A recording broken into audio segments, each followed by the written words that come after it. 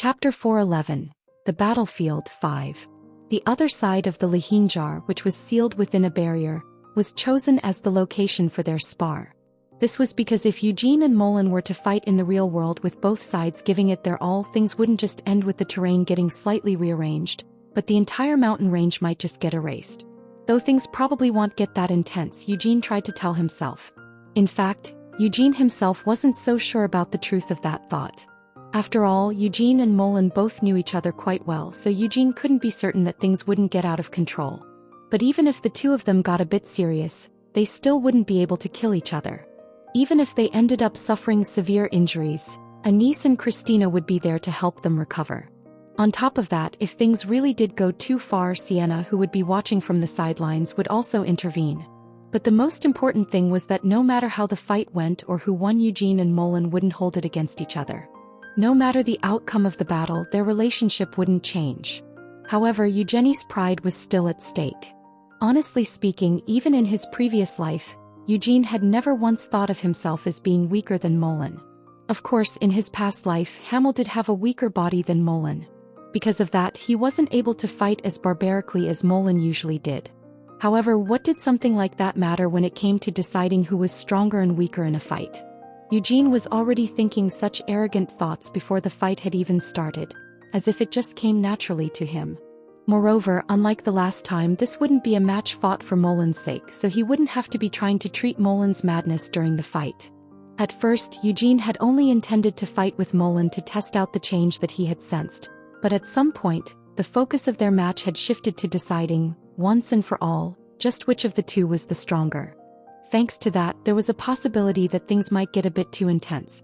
Eugene was certain he was stronger than Molen, so he didn't want to lose no matter what. Besides, who on earth would go into a fight while thinking solely of losing? The same went for Molen. He respected the man once known as Hamel Dynas. That was the case even 300 years ago, especially after seeing the stubbornness that Hamel had shown upon first meeting Vermouth. When they had first heard Vermouth say that he wanted to welcome a young mercenary who was quickly gaining notoriety in the mercenary world as a comrade, Sienna and Anise had both protested. However, Molen hadn't been too resistant to the idea. He had trusted that Vermouth must have had a good reason for his choice. At the same time, he noticed the fact that their potential new comrade was a mercenary. At that time, Molen, Sienna, and Anise didn't have much worldly experience. That was something that couldn't be helped. Molen was the heir to a tribe from the northern snowfields. Anise had been enshrined as the saint in Uras, and Sienna had grown up in the rainforest since she was an infant. On the other hand, if the new member was a mercenary who had experienced countless battlefields, wouldn't that mean he must have a wealth of diverse experiences? Like Anise and Sienna had said, they might not be skilled enough, but in that case, wouldn't it be fine if they were given roles other than combat? After seeing Hamel in person, Molen had changed his mind. Although all they had seen was Hamel getting rid of some small fry mercenaries. Molen had sensed unseen depths hidden within Hamel's movements. And after watching the match between Hamel and Vermouth, Molen grew certain that Hamel would someday become someone strong. However, he never thought that Hamel would one day become stronger than him. It was true that Hamel was an exceptional warrior. But to believe that Hamel was stronger than himself? Molen had never once had that sort of thought. Of course, there was a huge difference between the habits and methods that the two used in battle, but that was just due to how their roles were divided. If Molen was forced to, he would have been able to fight the same way that Hamel had fought, at least to a certain extent. So it wasn't that he couldn't do it, he just didn't have to. Hamel, Molen said as he crossed his thick arms in front of his chest. Molen stared at Eugene over his big bushy beard with a solemn expression. I saw your skill in our last match. And I feel that the current you has become much stronger than you were back then. That shouldn't come as a surprise. You should already know this, but I am always growing stronger. Eugene responded with an aloof expression as he rubbed his feet against the ground a few times. As Molen stood there with his arms crossed, his already immense bulk looked even bigger. Moreover, it even felt like he was gradually growing larger. This was evidence that Molen had entered his fighting form. Eugene sensed Molen's presence gradually growing stronger. In response, Eugene turned his focus toward the universe inside of him. Now, just like how Eugene had felt that Molen was larger than he actually was, Molen also felt that Eugene was somehow different in some unseen way. How strange, Molen thought to himself. Eugene gave off a sense of incongruity as if he didn't seem to fit in with the rest of the scenery. In Molin's eyes, Eugene felt separated, like he was an existence that was set apart from the world. Such a sense of presence was fundamentally different from the intimidation that Molin had been giving off. Molin was confused. He's clearly right in front of me and he definitely feels out of place. Yet even so he's somehow transparent. Just what was this feeling? Still feeling puzzled, Molin uncrossed his arms. This was Molin Roar. He had lived a very long life. Among the humans, none should have gone through as many battlefields as Molin. However, in Molin's entire life he had never once met anyone who gave off such a presence. So then Eugene began speaking. You should make the first move. Because I got the first hit last time. If you're that confident about winning, don't dodge or block this move. Just take it. Last time he had said something like that to Molin and Molin had actually complied. But there was no way that Molin would also make the same request of him, right?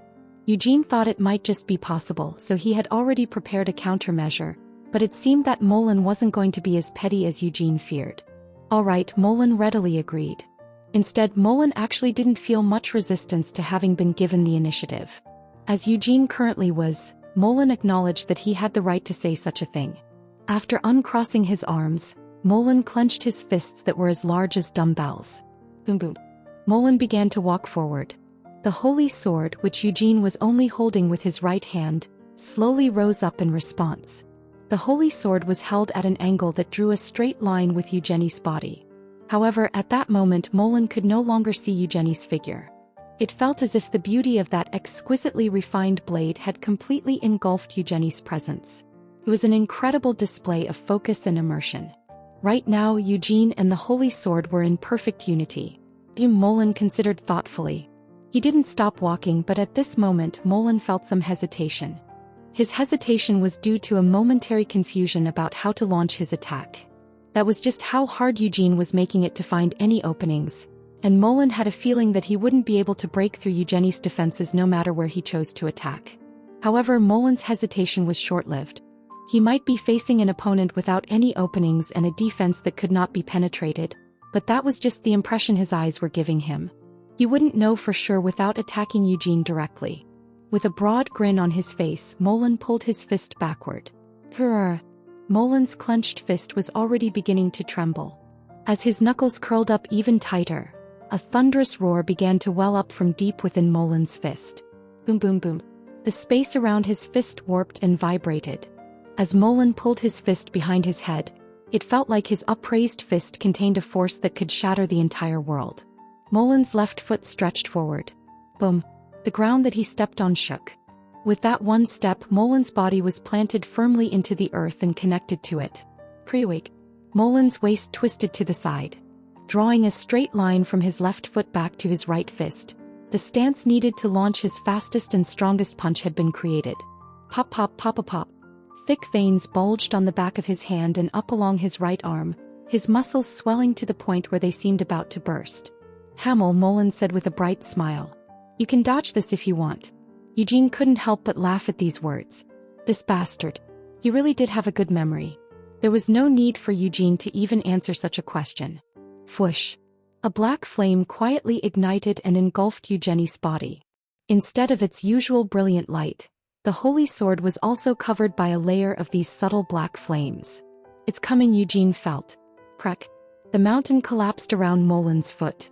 But Molin's fist had already launched forward at a much faster speed that outpaced the land's subsidence. At the moment when he sensed Molin's fist covering his entire field of vision, an enormous force struck Eugene, shattering the space around him. If he was still the same Eugene from last time, he wouldn't have been able to receive a blow like this that contained such a powerful force from head-on. With this type of attack, it was better to avoid it than to try and block it. If it was a situation where you couldn't avoid it, then it would be better to try and meet it with even greater force. But now Eugene grinned. There was no need for that. Eugenie's spirit was roused into action and the holy sword moved. Swish. It didn't even require much strength to deal with the attack, and he did not need to take more than a few steps. Parrying was a technique that Eugene had specialized in using from back when he was still Hamel. In the Hamel style that Vermouth had created and passed down to Geno's family line, this technique also existed under the name of mana parrying. Yet even if this was Eugene, It should have been impossible to parry Molin's fist as completely and cleanly as he just had.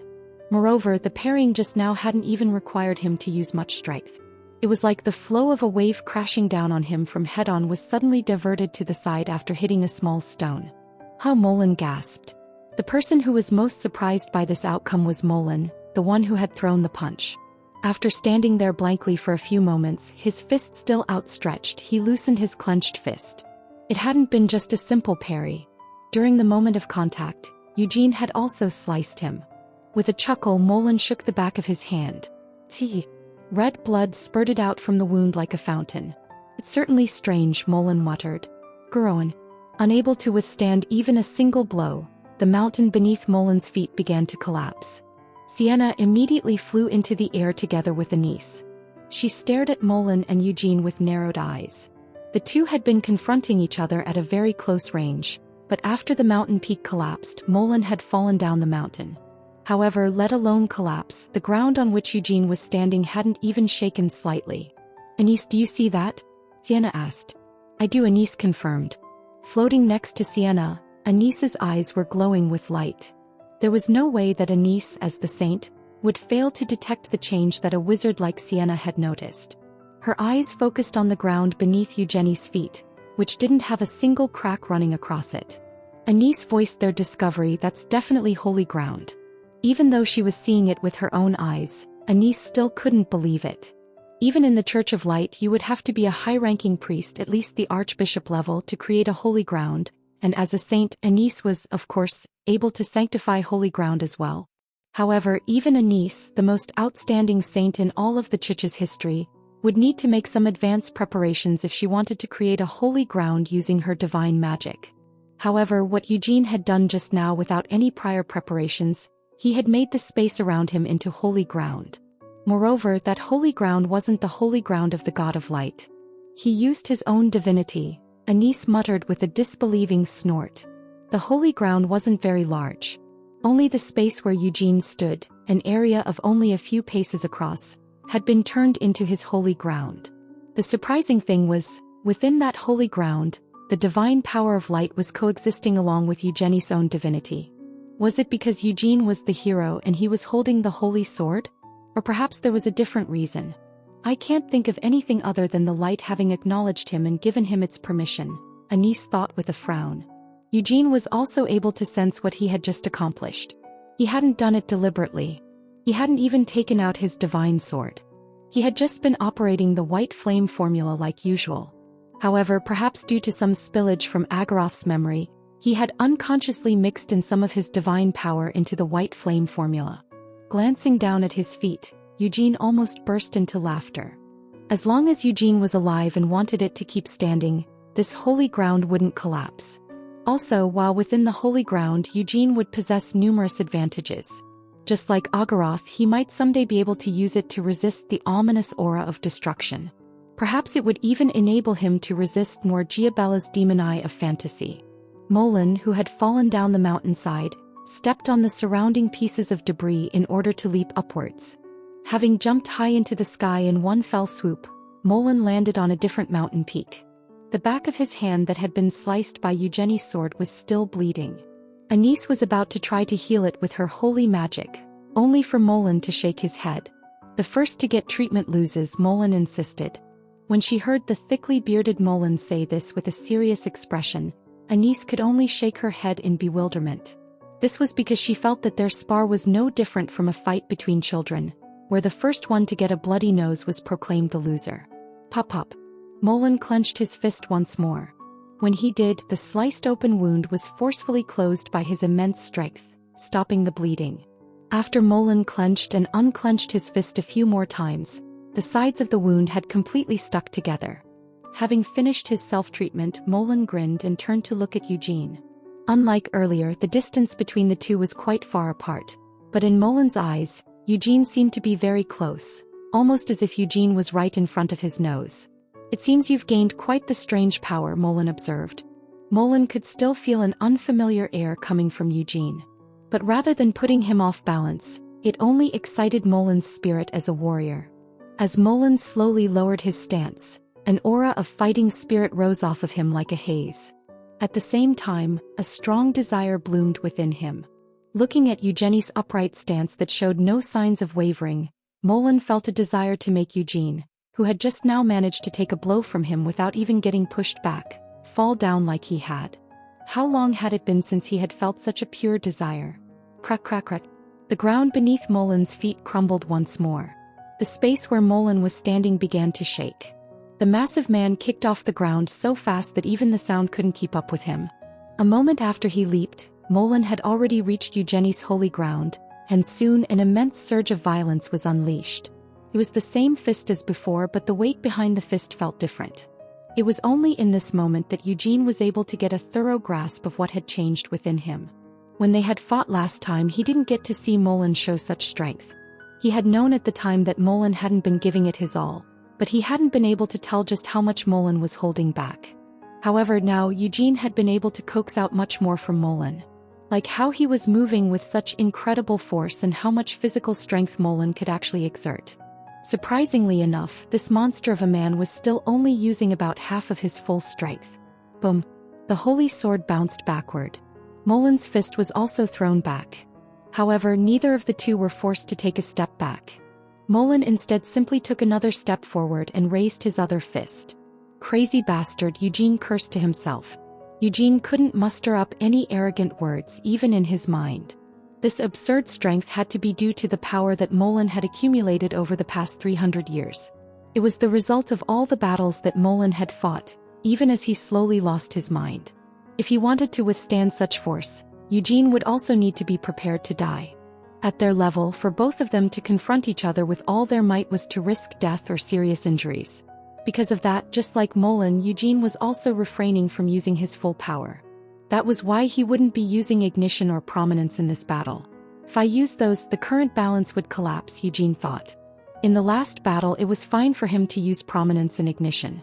That was because it was a bare-handed fight, so even if Eugene had used ignition, Molen was able to handle it with ease. However, now that was no longer possible.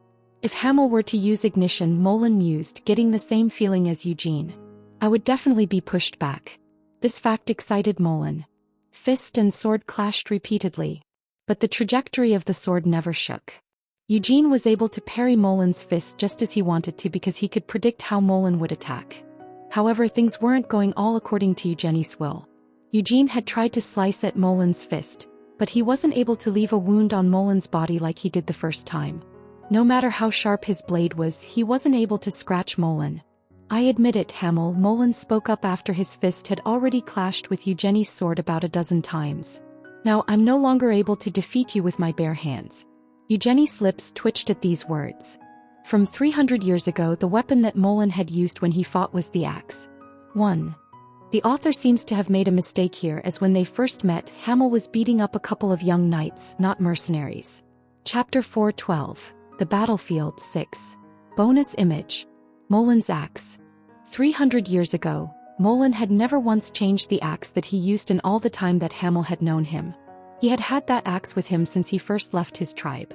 Even before that, Molen had held that axe when he first grew into an official warrior of his tribe. Even though that axe had held a lot of meaning for him, Molen hadn't actually given his beloved weapon a name. But that was just like Molen.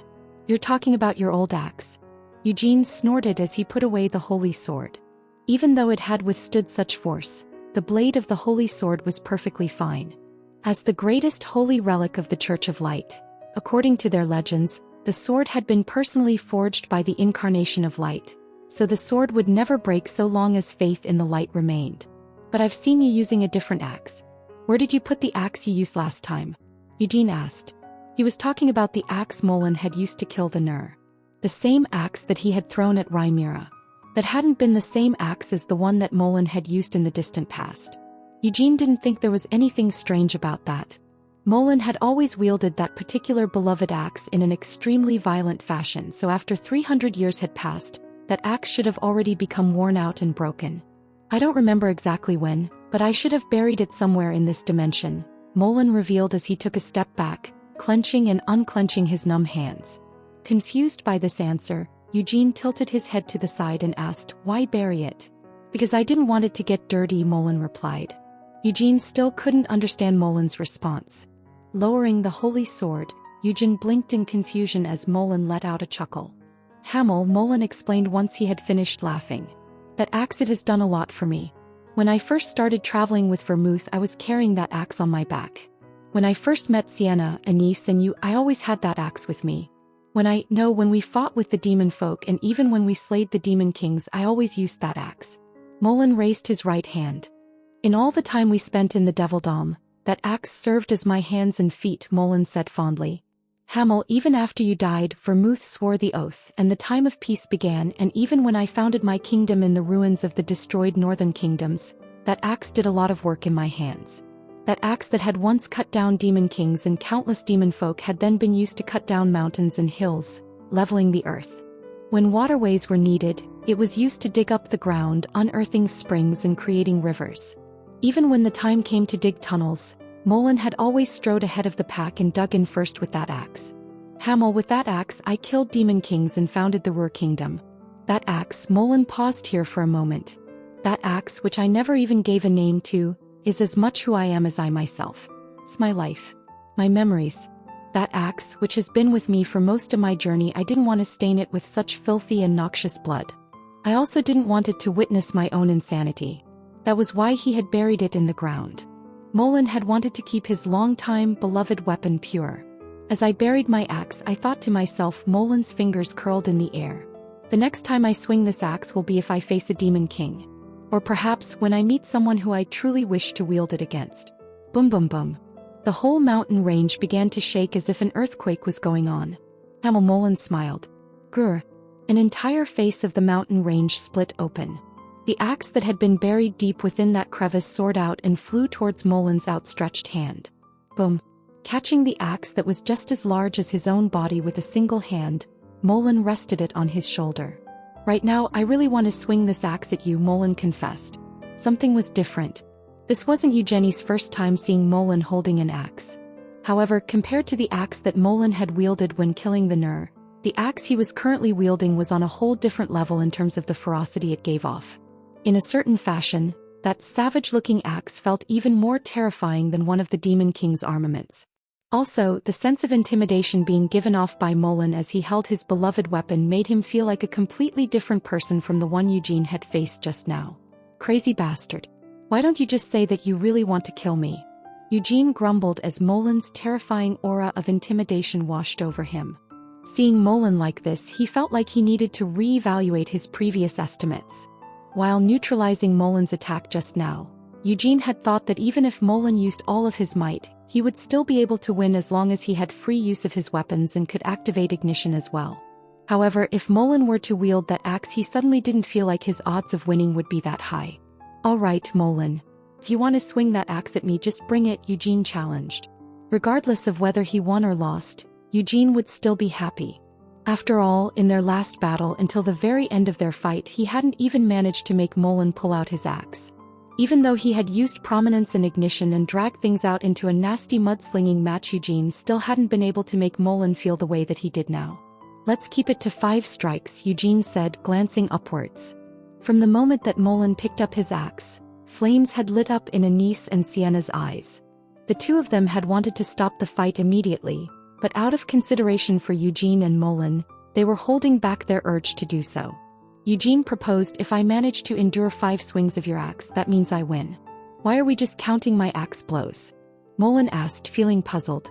Under the current conditions, I'm not confident that I can beat you in just 5 attacks, Eugene admitted with a laugh.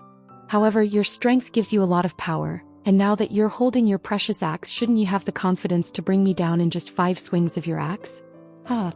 Molen let out a loud roar of laughter. Indeed, that is true. Hamel, you're right. 5 strikes. Let's do it. Once again, undergoing yet another transformation, Molen's aura changed. The axe resting on Molen's shoulder was lifted above his head. Even though that was all he had done, the action was accompanied by a loud roar that seemed to set the whole world shaking. Holding the axe high, Molen gripped it with both hands. Crack crack cracker crack. Molen strengthened his grip on the axe handle. As Eugene watched this, rather than Molen's tremendous strength, he felt more amazed at how the axe was able to endure such strength without breaking. Since Molen had been using it for the past 300 years, it must have been swung tens of thousands of times. The worn handle was evidence of its long years of use, but it still wasn't crushed by Molin's grip that could even tear apart space itself. The same went for the blade of the axe. Although it looked dark and stained, there were no cracks or missing chips along the edge of the blade. As he looked at it, Eugene felt understanding naturally dawn on him. Just like Molin had said, that axe was Molin himself. Even though he hadn't given it an actual name, Molin had always cherished that axe. While Hamel had always just thrown away a weapon as soon as it lost its edge and picked up a new weapon to use from the battlefield, Molin had always personally cleaned and sharpened the axe whenever a battle was over. Even if it was just an ordinary axe, it would have developed a soul over time after having been used and cared for over such a long period. As Molin held up the axe, which had become an artifact, high above his head, Eugene glared at Molin. Boom boom boom. As Molin's strength was concentrated within the blade of the axe, it trembled a few times before steadying. Boom. Molin's feet kicked off the ground. Leaping high into the air, Molin chopped the axe down without hesitation. With his eyes wide open, Eugene glared at the falling axe. Whoosh. Eugenie's internal universe of the white flame formula overflowed, and black flames soared off of him. Bang. Eugene barely managed to divert the axe's trajectory. Since he wasn't able to withstand the blow while remaining standing in the same place like the last few times, Eugene was pushed quite some distance to the side. On top of that, both his palms were left throbbing in pain as if they had been torn into pieces. As for his holy ground, it still didn't collapse. However, the mountain as a whole had been stamped down. Molin pulled out his axe, which had buried itself deep into the ground, and swung it to the side. Boom. There should have been a safe distance between them, but the moment that the axe was swung, the space between Eugene and Molin was literally erased. It's too late to try and parry it, Eugene thought in a panic even as he swung the holy sword to meet it. Cracker crack crackle. Light burst forth from the collision of the holy sword and the axe. The black flames burning on the sword were blown back by the wind pressure coming off the axe and immediately extinguished. Screech screech. The blade of the holy sword kept getting pushed back as if it was just about to be swept aside by the axe, and blood spurted out from both of Eugenie's hands. This is number 2. Molin shouted with a hearty laugh. The axe was lifted back up. Eugene also pulled the holy sword closer to him. Gripping the sword's hilt with both hands, Eugene twisted his waist to the side. Whoosh. Flames reignited on the blade, and light shone from within those flames. Molin roared, "Here comes 3. Clang. The axe and the holy sword collided once more. Eugene felt like his soul might be sent flying from just the impact. He was even concerned that the entire space sealed within the barrier might actually collapse. Eugenie's whole body ached due to the ringing aftershocks. Compared to Eugene, Molin definitely looked more at ease. But he grinned as he saw Eugene continue to face him head-on without backing down. So he intended to lose the bet from the very start, Molin realized, calmly accepting this fact. From the start of their match, Eugene had insisted on facing his axe head-on without trying to dodge or counterattack. By doing so, Eugene was stepping right into Molin's playing field. But since Molin had failed to defeat Eugene even with that advantage, Molin felt like this was actually his loss. However, he had no intention of staying his axe. Just how long had it been since he had last swung his axe like this, swinging so hard that his arms felt sore? Chuckling, Molin pulled the handle of his axe up. Burn. Molin let loose even more of his strength. Because everything around them had already collapsed, there was no longer any ground on which they could step on. But Molin simply extended his foot and stepped onto thin air. Crack. As he did so, cracks spread like a spiderweb through the air. Eugenie's eyes were able to see through what Molin was currently up to. That crazy bastard was using the spatial coordinates that made up this whole dimension as a foothold. By doing so, he was leveraging the weight of this entire dimension onto his axe. Within this other side of the Lihanjar, all of the weight that existed in this entire dimension was incorporated into this single blow of Molin's axe. Roar. The flames of the holy sword swirled like a hurricane. Layers of sword force were instantly overlaid onto the sword, forming an empty sword. Although he had said that he wouldn't be using ignition or prominence, Eugene had never said that he wouldn't use the empty sword. Eugene felt that it was lucky that he hadn't done so. If he had limited himself from using the empty sword as well, there was no way he would be able to withstand this next axe blow. 1 stack, 2 stacks, 3 stacks, 4 stacks. The maximum amount of layers was reached in an instant. as the layers of the empty sword were added on top of the flames that originally engulfed the sword. Something that looked like black lighting began to crackle and spark on top of the already black flames. "They're crazy," Sienna hissed, her face paling as she looked down at them. The two women were a considerable distance away from the fight, and they had also deployed their strongest defensive barriers. However, seeing the power that both Eugene and Molen were wielding, it didn't seem like their current barriers would be able to withstand any of the aftershocks that would follow the clash between the two. Sienna immediately summoned Frost to her hand and created further defensive barriers, while Anise also spread her wings and filled the inside of those barriers with light. The axe collided with the empty sword. At that moment, no sound could be heard. In the next instant, the figures of both Eugene and Molen disappeared as they were thrown backward. All of the debris around them was swept away to be later reconstructed. In this dimension that had been completely emptied, Eugene and Molen observed each other once more. Eugene gritted his teeth, unable to even swallow the blood welling up in the back of his throat. This time, even Molen had suffered from the severe aftershocks. He grinned through his black beard that had been soaked in his own blood and pointedly raised his axe to show he had one more attack. Even now, he had only used half of his full power. Molen himself didn't know what a blow with his full strength would look like. But just now, he had used quite a lot of his strength in that last swing of his axe. Would Hamel be able to hold on? Could it be that he would end up killing Hamel with his own hands? For a moment, such thoughts filled Molen's head. Eugene noticed the hesitation rising in Molen's eyes. But such consideration only annoyed him. As he poured mana into the flickering layers of the empty sword, Eugene shouted, "Do it, you bastard!" Cracker, cracker, crackle. Cracks appeared all throughout the empty sword, but the light of the holy sword and the newly infused flames of mana filled those cracks. Eugene was attempting to add one more layer. He had tried to reach 5 layers before. This would be his first attempt at doing so. Yet he didn't even consider the possibility of failure. 4 layers alone wouldn't be able to withstand Molen's strength. In his current situation where he couldn't use ignition or prominence, Eugene needed to increase the level of his empty sword if he wanted to be able to resist that axe. Fortunately, he succeeded. Within the 5-layered empty sword, things like flames or lightning could no longer be seen. Instead, it just looked like a black lump that was extending from the hilt of his sword. Even Eugene himself couldn't estimate just how much power was now resting within his hands. He saw Molen swing his axe.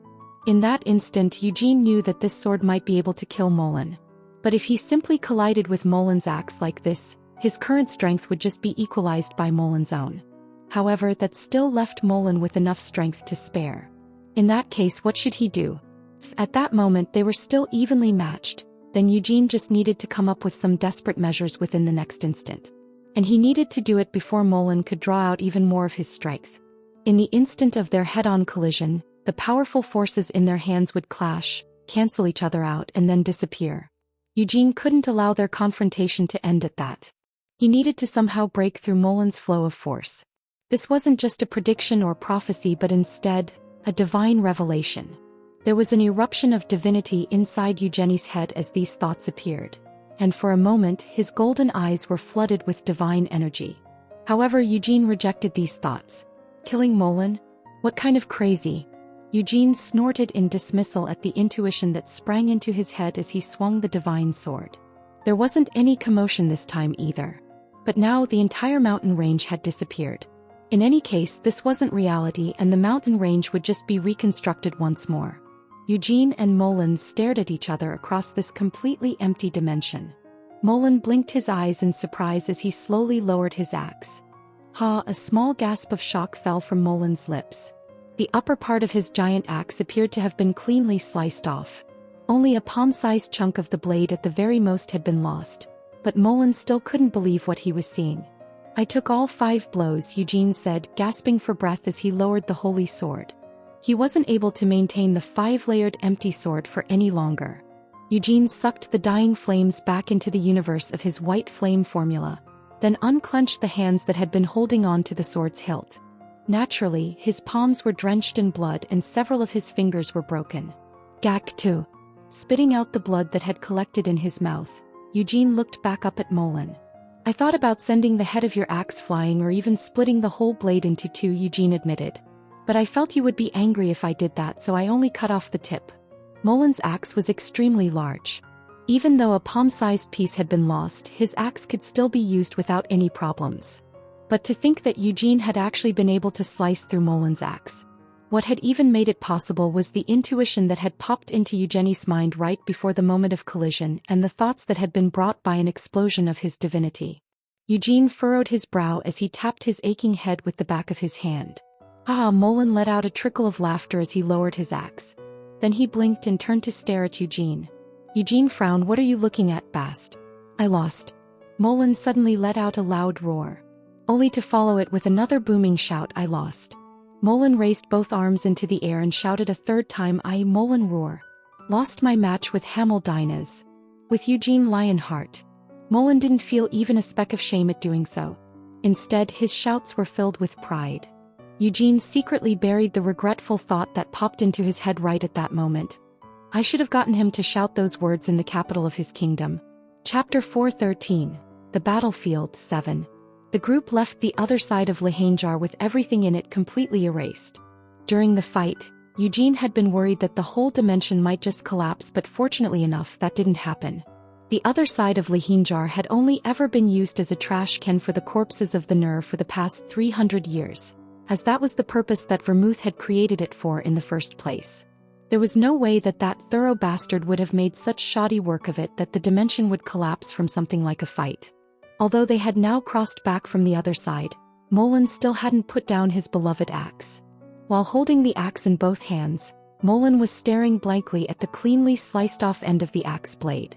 Seeing Molin standing there looking so lost in thought, Eugene felt apologetic for some reason and said, "That should I have at least left it partially attached? Maybe that way you would have been able to reattach it somehow." Molin had said that that axe was no different from himself. Now that the tip of the axe had been sliced off, Eugene felt that Molin might be in shock. On top of that, the moment the sliced-off piece was separated from the blade, it had been swept up by the force of the empty sword and completely destroyed without leaving behind even a single grain of dust. "No, it's fine," Molin slowly responded. "Even if you had left the piece attached, I don't think I would have stuck it back on." Even with his eyes seemingly lost in thought, Molin was able to respond calmly. And he wasn't forcing himself to say this either. Although it was true that this was the axe that he had cherished like a second self for the past 300 years, the fact that it was broken in battle, and in a battle against Hamel at that, gave Molin no reason to feel sorrowful. Just like how a warrior's dream was to die on the battlefield without any regrets, the same went for their weapons. Moreover, it wasn't like it had been completely shattered. Only the tip had been sliced off, hadn't it? With the axe blade being so immensely large, if only that much portion was lost, continuing to wield it was absolutely no problem. "Really? Are you sure? Then what's with your expression?" Eugene asked as he stared suspiciously at Molin with narrowed eyes before sidling over and poking Molin in the side. "Hey you bastard. First of all, just to be clear, I never asked you to make that bet, okay? Also, I wasn't the one who set those conditions either. You're the one who came up with those things. Furthermore, I never asked you to shout that you lost to me, and I had never even thought about making you do so." Could Molin really be holding a grudge about the fact that he had to shout 5 times in a row that he had lost to Eugene? The moment that such a thought popped into Eugenie's head, he immediately decided to set things straight with Molin. Pap pap pap pap. As Eugenie's pokes gradually turned into slaps of his palm on Molin's forearm when Molin remained unresponsive, Molin suddenly turned his head to face Eugene and said, "Hamel." Alarmed by Molin's ferocious visage swinging over to him without any warning, Eugene couldn't handle the sudden pressure and jumped backward. Unaware of Eugenie's surprise, Molin continued speaking, "That thing you did at the end." Eugene paused to regain his composure. "Ahem, what about it?" "I wasn't able to see your final sword stroke," Molin admitted. "Before that, your sword was already pretty fast and sharp, but not to the point where I couldn't see it. However, at the end there, the sword strike that you used to slice through my 5th axe blow definitely surpassed the limits of my eyes." Eugene also recalled that peculiar moment. At that moment Eugene had really wanted to, he felt like he could have actually sliced off Molin's head. "Just how on earth did you do that?" Molin asked in confusion. Cases where people suddenly found enlightenment during a battle were rare, but they did exist. People could suddenly transform because of an inspiration brought about by the ensuing fight, and their martial arts level would rise abruptly. Eugene had also experienced such a thing several times in his previous life. during life-threatening battles while on the border between life and death, he would suddenly obtain some kind of inspiration. However, this time while it was somewhat similar to that kind of realization, it was also completely different. At that moment, Eugene had seen right through Molin's attack, but no matter where or how he tried to attack, he had known that he would be blocked. In all his battles until now, Eugene was used to making that kind of calculations and predictions, but the thought that had entered his mind during the final stroke of his sword wasn't a calculation nor a prediction. He had known what would happen with absolute certainty. Eugene glanced down at his right hand. His fingertips, which were still covered in blood, were shaking.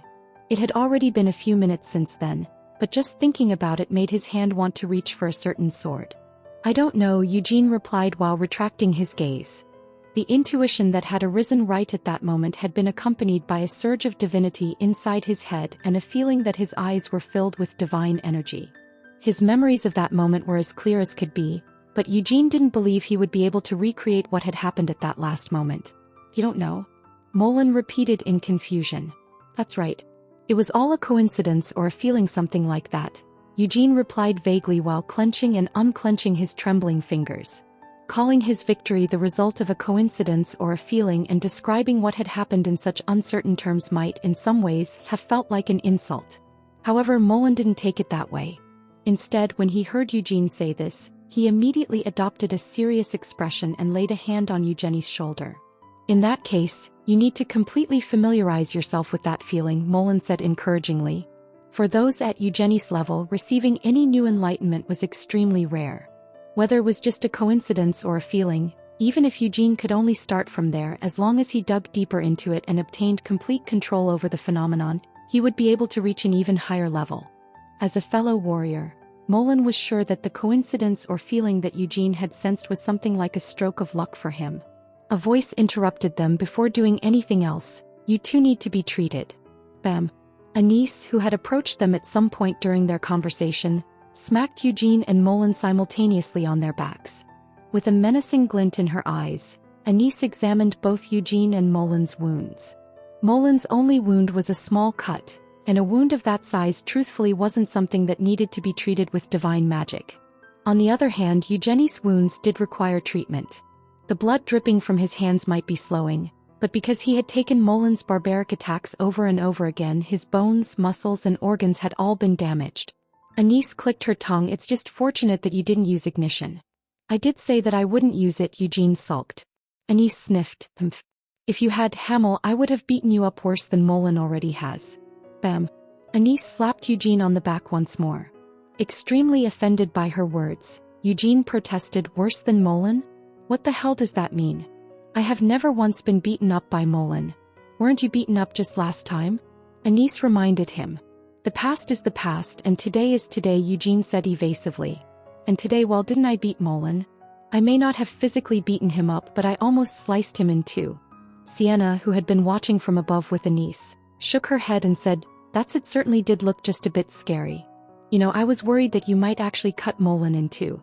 Just how many times had the two thought about intervening in the fight because it was getting too dangerous? "It seems that it's not just the mana from your white flame formula that has increased, but your fighting skills as a whole? How did you manage that? Have you been practicing without us knowing?" Sienna asked suspiciously. Eugene scoffed. "Ever since we subjugated Iris, you've made sure to stick close to me every single day, so how could I train in secret?" Although he was just telling the truth, Sienna couldn't help but blush for some reason when she heard him say that she was glued to his side every day. She wanted to deny it out of embarrassment, but the fact that it was true also left her in a good mood that said, to just admit to the truth under all these gazes was also embarrassing. The fortunate thing was that everyone currently around her was her dear comrade who shared a history with her. "Does Molin know about us?"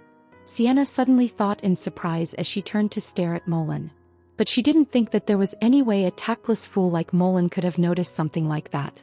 Anise and Vermouth had clearly been able to guess Sienna's true feelings, but Sienna had never suspected that might be because of her own clumsiness in hiding them.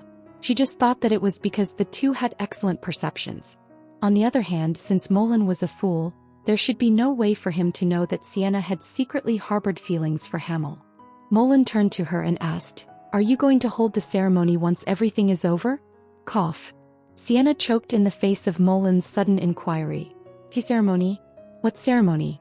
I'm talking about your marriage, Molin clarified. If you want, I will gladly lend you the royal palace of Roer. You can also hold it in the Vatican at Ures, Anise chimed in. As she listened to Molin and Anise speaking from either side of her, Sienna's eyes wavered in shock. Sienna turned her head, annoyed by the fact that Eugene had yet to show any reaction, but the man in question just insisted on keeping his lips tightly shut and remaining as still as a statue. Sienna stammered, Anise, just what are you talking about? Why get so embarrassed at this point? Anise sighed. Oh, Sienna, I'm just telling you this in advance, but you don't have to worry about my feelings. Although you will have to have a separate conversation with Christina. Just then, Christina spoke to Anise. I'm also all right with whatever happens, sister. If Sir Eugene and Lady Sienna really do wish to make their relationship official, I would be happy to attend the event and can even give a speech at the wedding. For there to be a second, there had to be a first to start off with. If Sienna ended up throwing a bouquet, Christina was prepared to catch it no matter what. Knowing that he would only end up getting humiliated if this topic were to go on any further, Eugene spoke up, desperately trying to change the subject. Ahem, by the way, I did manage to successfully recall Agaroth's last moments. Everyone's interest was aroused by those words. Did you see the Demon King of Destruction? Sienna immediately asked. When Sienna said that name, Molin and Anise's expressions also stiffened. Eugene nodded and pointed toward Molin's cave. Let's continue our talk inside. Once inside, Eugene began to tell them about the parts of Agaroth's memories he had managed to recall. He brought up the connection between the Nur and the Demon King of Destruction.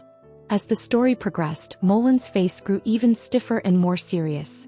Until now, there had been no real definite facts about the Nur's identity. They had thought that the monsters had something to do with the Demon King of Destruction, but that had just been a guess on their part. However, through Agaroth's memories, it had become clear that the Nur were included among the subjects ruled by the Demon King of Destruction. So they're the vanguard of destruction, Molin said thoughtfully. No, would it be better to call them a spearhead? After all, only a few dozen of the Nur ever appear on this mountain in a single day. Did you see the Demon King of Destruction? Sienna immediately asked. When Sienna said that name, Molin and Anise's expressions also stiffened. Eugene nodded and pointed toward Molin's cave. Let's continue our talk inside.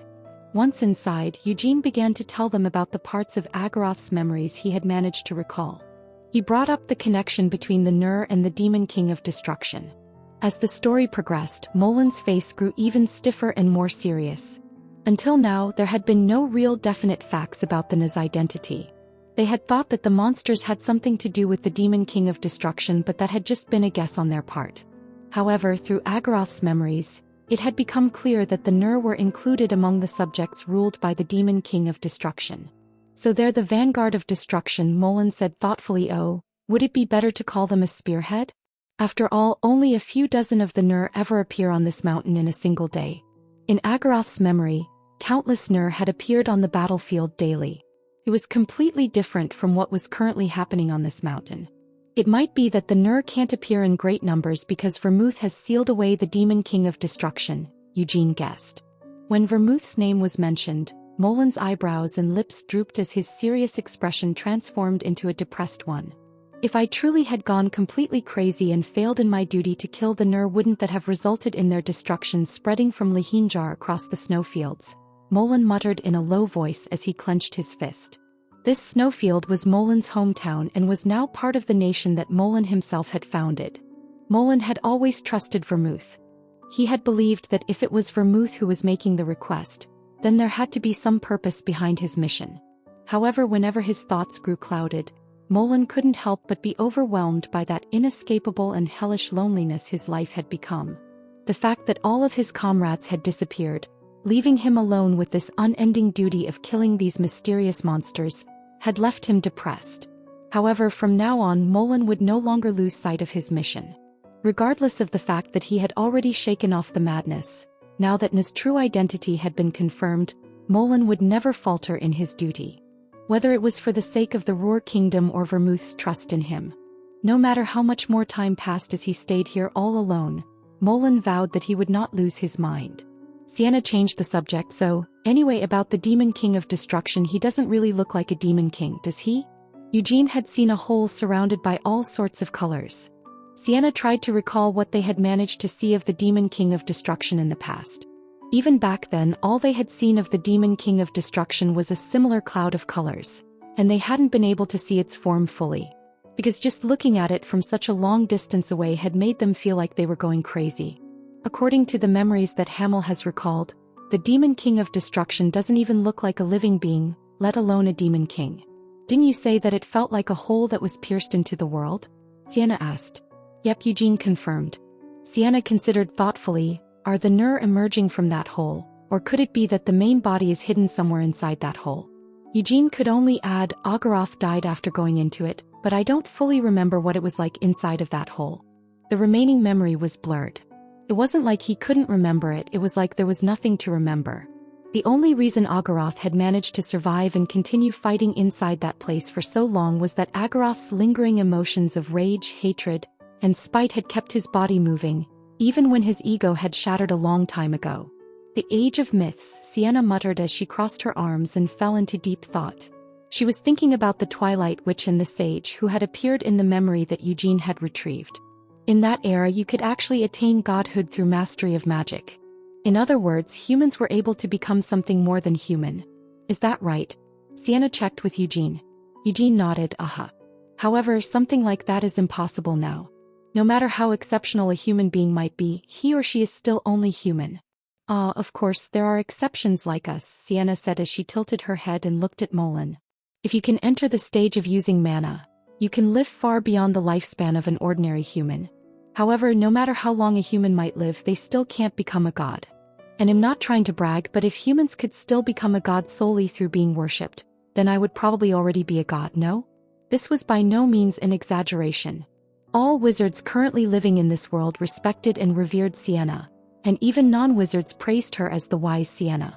So, like Sienna had said, if worship and faith could still turn humans into gods, she would have already become a god long ago. So what was possible in that era is impossible now, but what does that mean exactly? Sienna asked herself. In that memory you saw just now, the Twilight Witch was almost on the verge of becoming an evil god. But while according to that memory, the method for becoming an evil god and the method for becoming a demon king seems to be quite similar. Though I have no intention or interest in becoming such a being. However, the fact that the sage was both a wizard and a god, that's quite intriguing. Eugene raised a brow. Why do you want to become a god as well? There's no need to go as far as becoming something like the demon king of destruction, but if I want to be able to face the demon king of incarceration, there's no other way than going beyond the level of a mere human, Sienna said with a snort as she rested her chin in one hand. Of course, as the wise lady Sienna, I have already far surpassed the level of being an ordinary human. However, if I find the chance to go beyond that and become a god instead of just a human, then I feel like I might be able to get a clearer image of our victory. Anise, who had been quietly lost in thought, opened her eyes. She turned to stare at Eugene and said, Hamel, in Agaroth's era, did the god of light truly exist? Eugene shrugged. Probably. What do you mean probably? Anise asked sharply. Eugene explained, I didn't manage to remember all of Agaroth's memories. What I saw was a fragmented memory from before he died, so I wasn't able to access all of Agaroth's knowledge. Anise sighed. It's fine, Hamel. At least you've confirmed that, in that era of mythology, the gods from the ancient legends existed. And you also said that, like Agaroth, there were several gods who were born due to the strife, right? Eugene nodded. Then Herace, what I think might have happened. Anise took a deep breath. Anise continued speaking with her fingers tapping on the table. In that mythical era, the light was present in the world that came before our own world. After that world was destroyed by the demon king of destruction, the current era began. But in that case, is the light that exists in the current era the same light that has managed to survive since the era of myths? Or could it be that a new light was born in this era? The others were silent. If it's the former, then it can't just be the demon king of incarceration. Other high-ranking gods must have also managed to survive the destruction and reach the current era.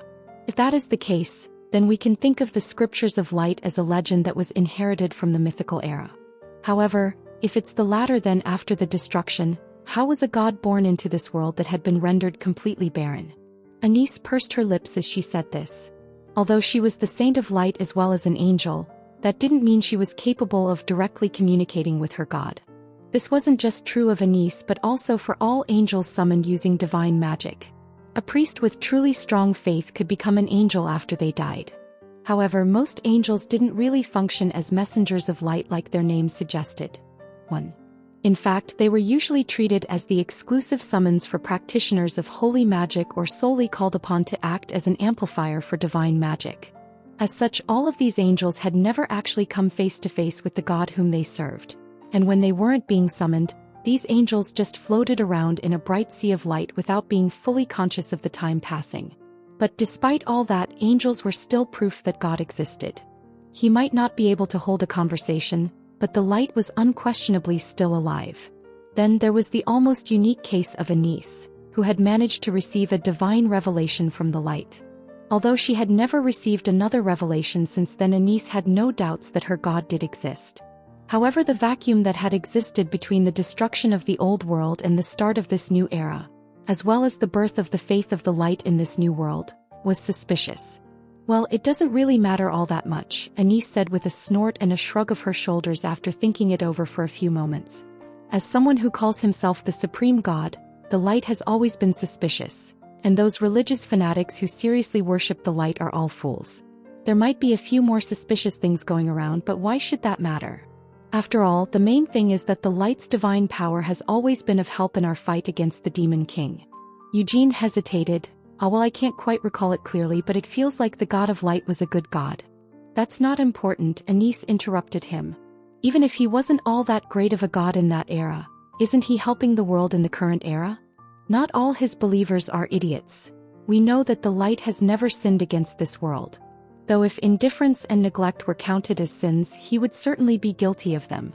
Was it really okay for a saint to chew out her own God like that? Well, it should be fine. The God of light was a merciful God who had even granted his power to Eugene, who didn't have a speck of faith in him. Anise changed the subject. In that case, are you all done with your business in this country? What are you going to do now? What else? Eugene said as he turned to Molan. Hey Molan. What is it? Molan replied. Is it alright if I live here for a while? Eugene asked. Of course it's fine, Molan said cheerfully. Although it was a sudden request, Molan nodded without even the slightest hesitation. 1. This refers to the fact the word angel comes from ancient Greek and literally means messenger. Chapter 4:14. The Battlefield 8. Eugene had felt this while they were fighting. Molan was the only one who could fight like an equal with the current Eugene. He was someone that Eugene didn't feel guaranteed to defeat even if he gave it his all. In fact, Molan might be the only person in this whole world who could actually overpower Eugene. There were a lot of talented warriors in Eugene's vicinity, like Carmen, Gilead, and Alcester. However, it was impossible even for Carmen, the strongest of the three, to fight Eugene as Molan had. In that sense, it made Molan Eugene's best opponent for a spar. He was strong enough to deal with most of Eugene's attacks, and even if an attack did manage to sneak past Molan's guard, there was no need to worry about Molan losing his life. I knew you would say that, Molan said as he got up from his seat with a big smile. He then grabbed his axe, which had been leaning against one of the walls. Boom. With the handle of his axe planted on the floor, Molan thrust his chest out. Hamel, I know exactly why you're saying that you want to live here. That coincidence or feeling that you mentioned, you're staying here to get complete control over it, right? Eugene hesitated. That's true, but... Fine then. Molan Roar will give it my all to help you with this training. Molan let out a passionate cry. Once all of his old comrades departed, Molan would be left all alone on this mountain once more. Now that he had shaken off his madness, Molan might no longer be tormented by the loneliness like he was before, but even so, when he thought about being left here on his own, a sense of loneliness seemed to slowly rise up from the depths of his heart. Eugene had come to this decision without seeking any advice. He did feel like this was an absolutely necessary course of action for him to take, but considering that he did have traveling companions with him, he now realized that he could have been more tactful. It wasn't like he didn't have a reason for reaching this decision, so there shouldn't be any serious opposition, but worried that Sienna or Anise might smack him in the back of the head for his carelessness, Eugene turned to look at them. But the pair's expressions were so accepting that all of his worries seemed laughable. This was because they both knew that Eugene wouldn't just decide to stay in this cave for absolutely no reason. Also, even if he didn't have any particular reason for staying in this cave, Sienna and Anise wouldn't have blamed him for a lack of a reason. After all, Molan was the one who originally lived in this cave. If there was nothing urgent they needed to do, Both Sienna and Anise were willing to spend as long as they could in this damp cave if it was for Molin's sake. "I'm fine with staying in this cave, but we first need to make a few more rooms," Anise insisted as she got to her feet. This condition was something that she refused to back down on. "Rooms? What kinds of rooms?" Molin asked, blinking his eyes in confusion as he turned to look at Anise. Anise frowned. "What do you mean, what kind of rooms? Does the word room have any other kind of meaning? Molin, did you really think we would all stay in this one room together?" This question left Molin blinking his eyes even faster. His eyes still blinking in rapid confusion, Molin tilted his head to the side and asked, "Is there a problem with that? In the old days we all used to sleep together." Anise yelled, "Why on earth are you bringing up something from so long ago? Back then we weren't even properly supplied and had to hunt demonic beasts for food. Also, strictly speaking, the places we slept in during those times couldn't even be called rooms. Because we used to sleep in the middle of whatever wide open space we could find in the Devil Dome." Molin stuttered, "In any case we did all sleep together back." Anise spoke over him once more, "I know that it's too late to bring this up now, but I always hated sleeping in the same place as you two. Just why did the two of you have to snore so loudly?" I didn't snore," Eugene quickly spoke up to defend himself, but even he had no choice but to admit that Molin's snoring had always been thunderous. So much so that they had even had to put up a soundproof barrier because they were worried that the sound of his snoring might attract demonic beasts. "Yes, Hamel, I'll admit that you're right," Anise conceded. "It's true that you don't snore all that much. However, haven't you realized yet that you have terrible sleeping habits? It's lucky that Molin was always the one sleeping next to you. If it had been anyone else, their whole body would have been shattered into pieces by all the kicking that you do in your sleep." That couldn't be helped," Eugene insisted feebly. "I needed to stay on guard even in my sleep, and that led me to fight in my dreams, so..." Anise waved him off. "Please just stop with the ridiculous excuses, Hamel. I'm also more than willing to stay with Molin in this cave, but I want back down on getting my own room." If she tried to pitch a tent outside, she would just end up being disturbed by the loud and windy blizzards. Anise sighed, "Destroy the wall over there to create another room and connect it to the hot springs. I'll be satisfied with that much." "Don't you need a bathroom?" Molin asked, still blinking his eyes. The moment those words left his mouth, Anise shot up from her seat. She strode over to Molin and came to a halt right in front of him, staring up into Molin's chin that loomed some distance above her own. With a thin smile, Anise snapped her fingers at Molin, to which Molin simply bowed his head towards her in bewilderment. Pow! Her slap struck Molin's cheek. Although he had allowed himself to be struck like this, Molin still didn't have any idea of what he had done wrong to deserve such a slap. That said, he also didn't intend on asking Anise for the reason. This was because Molin believed that there had to be a good reason for why she had hit him. "Sienna, why aren't you saying anything?" Anise turned to look at Sienna as she returned to her seat, shaking the stinging palm of her hand. It was true that Sienna had yet to say anything in the face of Eugenie's sudden decision and was just sitting there with a grave expression on her face. Sienna slowly began to speak while rubbing her chin thoughtfully. "I'm thinking of going to Arath." Who would have expected Sienna, of all people, to actually say something like that? Anise, in particular, went beyond being surprised and right into being astonished. Sienna Meridian was actually considering leaving Hamel behind and going off on her own? Arath? Eugene asked, also confused by this. Sienna crossed her arms and said with a pout, "I feel like I'm too weak." Eugene scoffed, "What kind of ridiculous nonsense is that?" This was Sienna Meridian, the creator of the circle magic formula and the first and only ninth circle archwizard in the entire continent.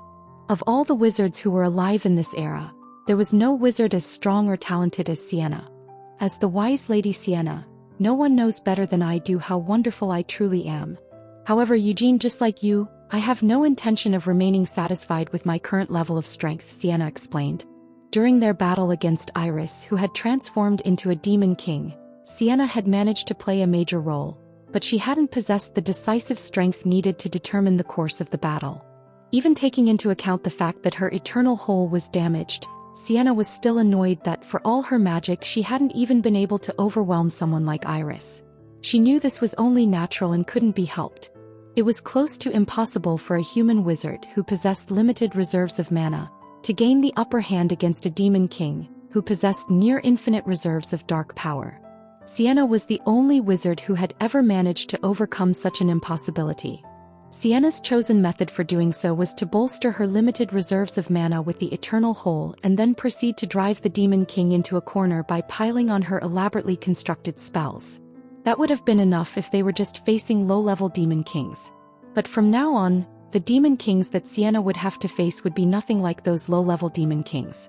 There was the Demon King of Incarceration who had been around since the mythical era and had survived up to the present day. Then there was also the Demon King of Destruction, the one who had ended that mythical era. Sienna honestly felt inadequate. After all, Hamel, or rather Eugene, just kept getting stronger. And even though he had already become so strong, it still felt like he had room to grow even stronger.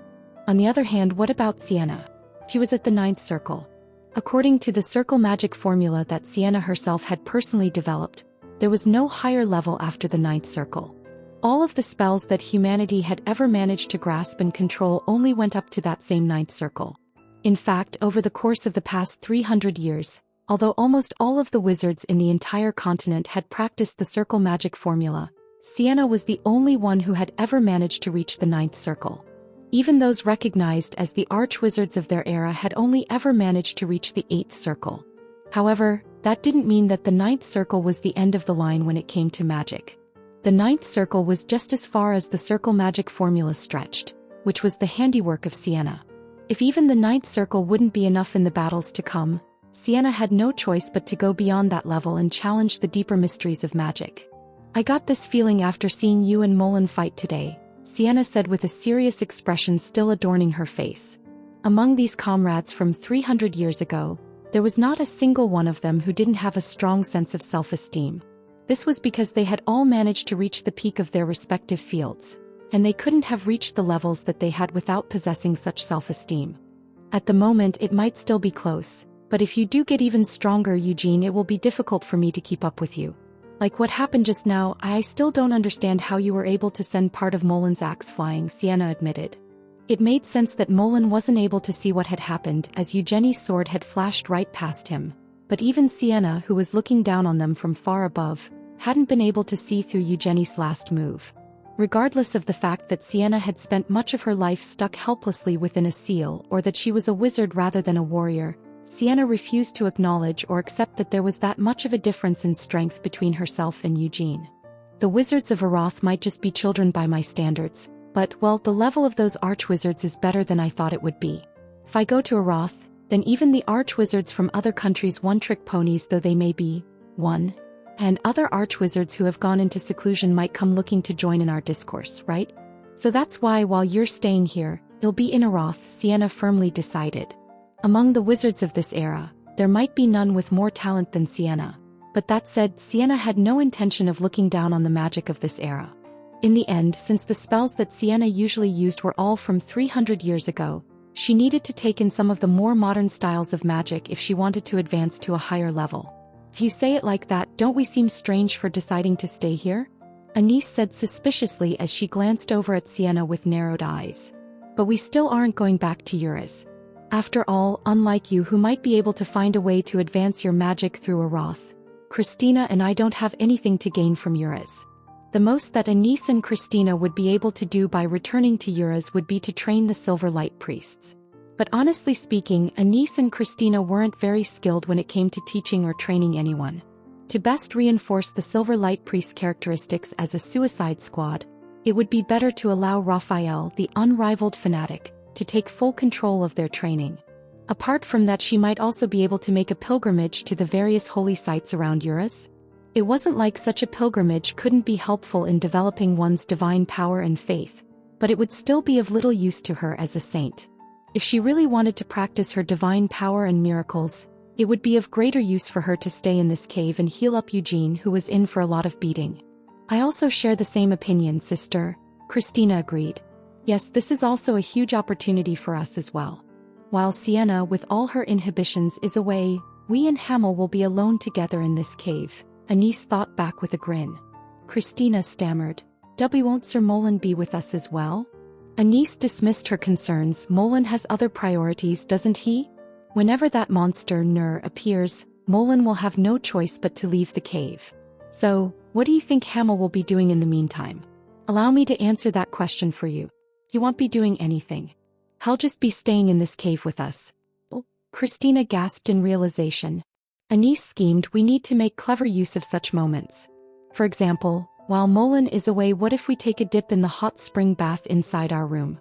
Then we ask Hamel who'll be waiting outside to bring over one of our towels. Hamel shouldn't refuse such a request. How shameless. Christina cried out from inside their head. Ever since Anise had regained awareness, Christina had gradually come to realize what a fearsome monster the saint truly was. But she still couldn't have imagined that Anise would have such lustful fantasies. I know what you're really feeling, Christina, so don't pretend that you don't like the sound of my idea, Anise teased. Christina denied it immediately. That's not true at all, sister. The thought that is causing me to feel so joyful is my hope that my skill in holy magic will grow while treating Sir Eugene. I'm also happy because I think that, in that way, I will be of help to Sir Eugene. While in the southern seas, Christina had received a stigmata on her palm. However, the stigmata wasn't fully developed yet, as it seemed to be growing alongside Christina's own growth. Ah, so that's the case. Christina, you really do enjoy treating Hamel while he's covered in blood, don't you? Anise thought with a mischievous laugh. Although it sounded like a joke, her words were completely serious, and instead of retorting, Christina could only offer up a prayer. If you go off to Aroth on your own, won't that be too lonely? Eugene asked. Not really, Sienna shrugged. I'll leave Mare with you when I go, so he'll be able to talk to you anytime. You also said that you don't plan on going to the desert until Nahama makes the first move, right? Swish. Sienna turned her head to look over at one corner of the cave. There lay a bed that Eugene had pulled out of his cloak, and both Mare and Raymiria were lying down on top of that bed, sleeping side by side. Though as a familiar, Mare couldn't actually sleep. If she really felt the need to do so, she could switch herself off for a while, but that was it. Currently, Mare was lying down next to a soundly sleeping Rhaenyra with her eyes wide open, listening to the ongoing conversation. Sienna continued, if anything happens, you can ask Mare to contact me and I can meet you in Nahama. As she said this, Sienna secretly exchanged glances with Mare. Sienna also had her own worries about the twin personality saints. If those two intended to try and make further progress while Sienna was away, just imagining it caused her body to tremble in fear. At the same time, it felt like a black flame was rising up from the darkest corners of her heart. But Sienna absolutely refused to acknowledge such feelings. You know what to do, right? Sienna communicated with Mare. Yes, Lady Sienna. I will definitely stop their plans, Mare replied while mustering her resolve. Hamel Molen, who had been sitting down, rubbing the cheek that Anise had struck, suddenly spoke up. About the mythical era that you recalled, weren't there any traces of us? Molen seemed to be looking forward to a positive response. In that distant past, his comrade Hamel managed to ascend to the rank of the god of war and left his mark on the world. If it was possible for souls to reincarnate from that era, couldn't Molen have also once been alive in that mythical era? Eugene hesitated. There might have been, but I can't quite remember. It wasn't like Eugene didn't have any guesses about specific individuals. There had been a god of giants whose impression still lingered in one corner of Agaroth's memory. The impression that Agaroth had of the god of giants bore many similarities to the impression that Eugene had of Molen. However, he still couldn't be sure. Because Agaroth's memories were so completely fragmented, there wasn't much information about what kind of person the god of giants had truly been. The same went for the sage. If you had to compare it to the current era, then the god of giants resembled Molen, and the sage was reminiscent of Sienna. However, Eugene still couldn't be absolutely certain that those two had reincarnated into Molen and Sienna. If that did turn out to be the case, Eugene didn't feel like it would sit right with him. Because if there really did exist such a parallel between them, it felt like fate might just be repeating itself. As for the saint, Eugene mused. In the end, Agaroth had personally taken the life of the Twilight Witch. Eugene unconsciously glanced over to Christina and Anise. Although their role as the saint was the same, Eugene felt those two were completely different from the Twilight Witch. Of course, it would be strange if the reincarnated person was exactly the same as they had been in the mythical era, but... And the same goes for Vermouth. Eugene frowned. Eugene couldn't think of anyone who shared any parallels with Vermouth. If he managed to recall all of Agaroth's memories, would he be able to find someone with a few more corresponding points? Eugene didn't necessarily want to risk something like that. He didn't want to spend too much time remembering the destroyed era. He was already tied up with more than enough of the past as it was. He didn't want to get weighed down by even more baggage from history. The Korean text uses a musical term that translates to something like, people who only know how to play one tune, so I felt that the closest English equivalent would be one-trick ponies.